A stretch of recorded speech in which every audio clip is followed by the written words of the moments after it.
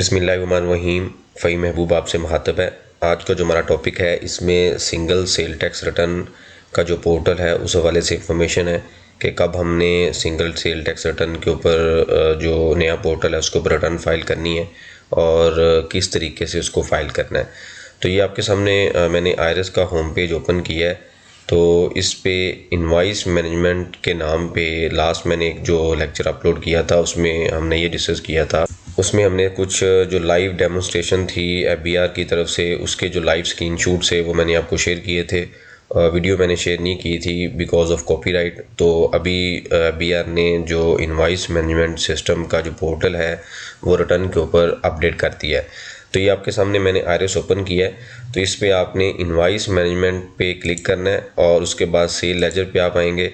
तो जैसे ही आप सेल लेजर पे आएंगे तो आपके सामने इस तरह की इंफॉर्मेशन आ जाएगी।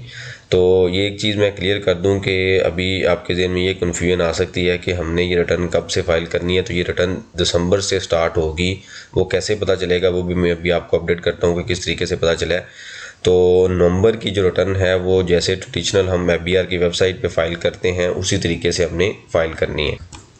तो ये आपके सामने पोर्टल ओपन है। तो जैसे IMS में हमने देखा था कि हम इनकम टैक्स की रिटर्न की डिटेल सर्च कर सकते हैं, तो इसी तरीके से यहाँ पे भी हम सर्च कर सकेंगे। लेकिन अभी इंफॉर्मेशन सिर्फ और सिर्फ दिसंबर से ऑनवर्ड हम सर्च कर सकते हैं, इससे पीछे जो इंफॉर्मेशन है वो हम सर्च नहीं कर सकते।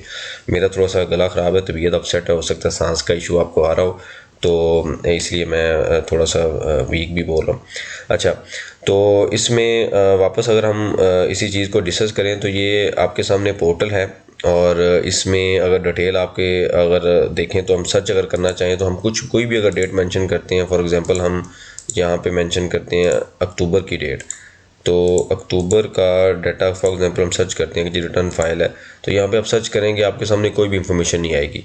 हो सकता है इन फ्यूचर FBR हमें अलाउ कर दे कि आप पिछला डाटा भी सर्च कर सकते हैं, लेकिन अभी उन्होंने ये रिकमेंड किया है कि दिसंबर से ऑनवर्ड ये डाटा अवेलेबल होगा। वो कैसे पता चला है दिसंबर, वो भी मैं भी आपको अपडेट करता हूँ। एक चीज़ तो क्लियर होगी कि जी ये नई इन्फॉर्मेशन टैब जो है वो सिस्टम पे अपडेट कर दिया गया है और पिछली इन्फॉर्मेशन अभी तक यहाँ पे हम फैक्ट नहीं कर सकते। अब आते हैं जी हमने इनवॉइस कैसे एंटर करनी है। तो ये ऐड इनवॉइस के जो टैब है यहाँ पर आप क्लिक करेंगे और क्लिक करने के बाद आपने यहाँ पे मैंने ऑलरेडी ओपन किया हुआ है, मैं उसको ज़रा ओपन कर लूँ। तो ये मैंने ऐड इनवॉइस पे क्लिक किया, उसके बाद यहाँ पे ये सारी इंफॉर्मेशन वैसे ही है जैसे हमने जो ऑलरेडी सेल टैक्स रिटर्न जिस पे हम फाइल कर रहे हैं, यानी कि FBR के पोर्टल पे सारी इंफॉर्मेशन वैसे ही है। सिर्फ जो पर्पज़ है मैंने लास्ट 2 लेक्चर में भी बताया था कि सिर्फ और सिर्फ पर्पज़ ये है कि आयरस एक ज़्यादा रिफाइन ज़्यादा सिक्योर सिस्टम है।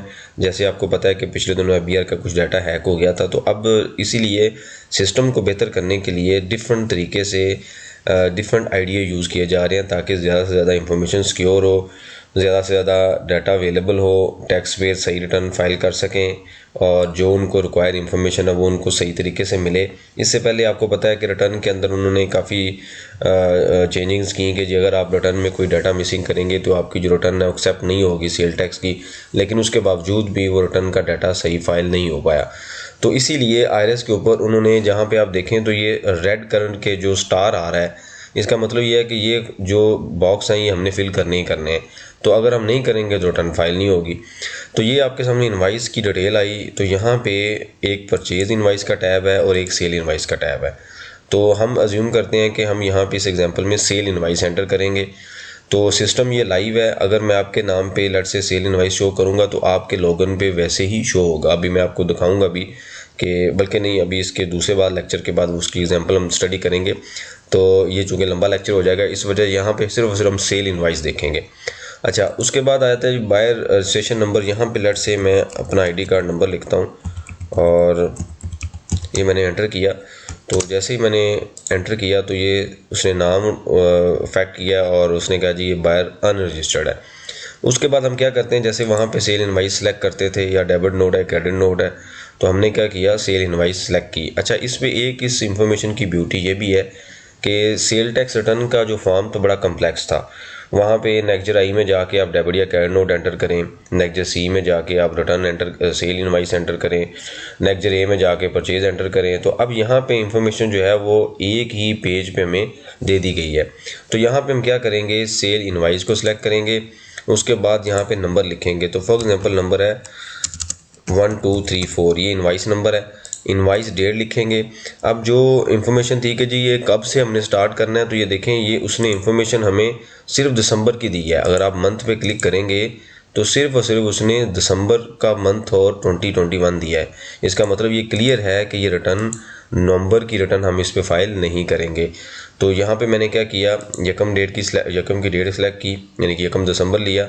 उसके बाद मैंने सेलेक्ट किया जी पंजाब की सर्विसेज हैं, डेस्टिनेशन ऑफ सप्लाई कहाँ पे है, वो भी मैं कहता हूँ जी पंजाब में है। तो सेल टाइप, यानी कि सेल्स टाइप क्या है, वो कौन सी प्रोडक्ट है, किस नेचर की है, तो मैं ये कहता हूँ जी थर्ड स्केड्यूल की है। तो थर्ड स्केड्यूल का एक मज़ीद हम कॉन्सेप्ट इसमें क्लियर कर लेंगे, बल्कि मैं इसको बाय डिफ़ॉल्ट जो गुड्स है वो लेता हूँ। थर्ड स्केड्यूल का हम सेपरेट लेक्चर बनाएंगे। तो ये मैंने सेलेक्ट किया। उसके बाद क्या करूँगा जी, मैं एच एस कोड लेता हूँ। तो फॉर एग्जांपल हम कोई भी इसमें सेलेक्ट कर लेते हैं, जैसे हम ये टी सेल कर रहे हैं, एग्जांपल है। तो रेट आया जी 17% है। अब ये देखें तो यहाँ पे इसने क्या किया है कि सिस्टम जो है वो थोड़ा सा हमें ये भी मतलब बता रहा है कि ये रिड्यूस रेट है, डिफ़ॉल्ट रेट है। अगर ये रेट डिफरेंट होंगे तो यहाँ पे कैटेगरी भी डिफरेंट आ जाएगी। तो इस वजह से सिस्टम जो है वो लिंक कर दिया गया है ताकि जो टैक्स पेयर है वो जो सेल टैक्स है कम या ज़्यादा ना जमा करवाएं।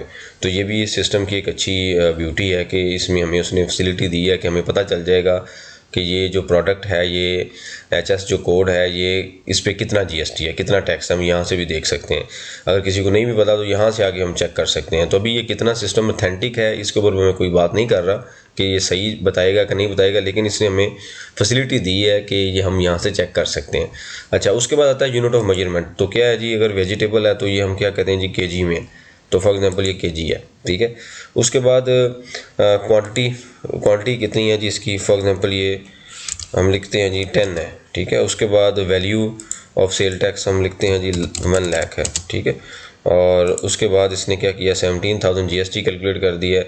तो ये चूँकि अनरजिस्टर्ड को हम सेल कर रहे हैं तो उसने क्या किया, अगर हम ये मटेरियल है, ठीक है, वेजिटेबल नहीं है, मटेरियल है, वेजिटेबल प्लांटेनिंग मटेरियल है, तो इसका मतलब टैक्सी वाला है, ठीक है। तो हम केजी में दे रहे हैं, 10 केजी है और अनरजिस्टर्ड को सेल कर रहे हैं, तो इसने फर्दर टैक्स भी कैलकुलेट कर लिया है। तो ये करने के बाद आप क्या करेंगे, सिंपल जैसे वहाँ पे हम ऐड करते थे इसी तरीके से आप सेव आइटम कर दें। तो जैसे ही आपने सेव किया तो ये आपको कह रहा है कि जी इनवाइस सेव सक्सेसफुली, ठीक है। तो ये आपके सामने नीचे डिटेल आ गई है सारी इनवाइस की। तो ये बता, जो हमने इंफॉर्मेशन अपलोड की है, ये वही फॉर्म उसने आपको दिखा दिया है। तो सेम वही प्रोसेस है, जस्ट एक इंफॉर्मेशन को डिफरेंट पोर्टल पे लेके गया, दिखाया गया है। और उसके बाद जो इंफॉर्मेशन उसकी जो रिक्वायरमेंट है उसके ऊपर अगर ज़रा देखें तो स्टेटस जो है वैलिडेट है। इसका मतलब ये है कि ये इंफॉर्मेशन उनके सिस्टम के मुताबिक हमने अपलोड की है। तो ये इंफॉर्मेशन जिस तरीके से उनको चाहिए उस तरीके से वहाँ पे हम जो अपलोड करेंगे उसी तरीके से उनको मिलेगी। तो इस वजह से जो सिस्टम है उसको सिर्फ अपडेट किया गया है, कोई इसमें मुश्किल नहीं है, रॉकेट साइंस नहीं है। जैसे ही इसमें कोई मज़ीद, अभी ये सिस्टम चूँकि पहले दिन अभी लॉन्च आया है इसका इनवाइस मैनेजमेंट का, अभी अब आज उन्होंने इसको इंट्रोड्यूस किया है, जो फाइनली कल तक की न्यूज़ थी लेकिन आज सुबह तक ये ऑफिशियली इंट्रोड्यूस किया गया है। तो जैसे ही इसमें कोई एडिशन आती है या कोई इस तरीके से कुछ इस तरह की रिक्वायरमेंट आती है जो टेक्निकल पार्ट हो, तो मैं कोशिश करूंगा कि आपको इससे अपडेट करूं ताकि जो दिसंबर की रिटर्न है आप इस पे फाइल कर सकें। तो ये बड़ा सिंपल सा सिस्टम है। काफ़ी टाइम से सिंगल सेल टैक्स पोर्टल के ऊपर हमने 2-3 लेक्चर भी बनाए, क्वेश्चन भी आते रहे कि जी ये किस तरीके से काम करेगा, कैसे वर्क करेगा। तो ये तरह कोई बड़ा नहीं है, कोई रॉकेट साइंस नहीं है, जैसे इस तरीके से आपने सिंपल फॉलो करना। बल्कि ये जो ट्रेडिशनल सेल टैक्स रिटर्न है उससे बड़ा ईजी है। तो वहाँ पे आप देखें तो नेक्स्ट ए था, बी था, सी था, यहाँ पे अब कुछ नहीं है, सिंपल एक फॉर्म है, उसके पीछे सिस्टम खुद ब खुद नेक्स्ट बनाएगा, हमने सिर्फ फॉर्म फिल करना है। तो ये अगर लेमैन भी कोई होगा तो वो भी सेल टैक्स रिटर्न फाइल कर सकेगा अगर वो सही तरीके से स्टडी कर लें, रेट वगैरह सारी चीज़ें उसको समझ आ जाएँ तो वो भी फाइल कर सकेंगे। तो इसलिए मेरे ख्याल में अगर ये सही तरीके से इफेक्टिव होकर अगर चलता है तो जैसे sale tax income tax return file करना बड़ा इजी है, इसी तरीके से ये जो पार्ट है सेल टैक्स रिटर्न का ये भी काफ़ी ईजी हो जाएगा। तो उम्मीद है कि इंशाल्लाह ये आपको लेक्चर हेल्पफुल होगा। और अगर कोई आपका क्वेश्चन हो तो आप कमेंट्स बॉक्स में मेंशन करें, कोई सजेशन हो तो लाजमी मेंशन किया करें, और अगर वीडियो अच्छी लगे तो फिर भी कमेंट्स दिया करें ताकि हमारी जो कम्युनिकेशन है वो रहे और इसी तरीके से हम इस चैनल को कंटिन्यू करते रहें। Thank you very much.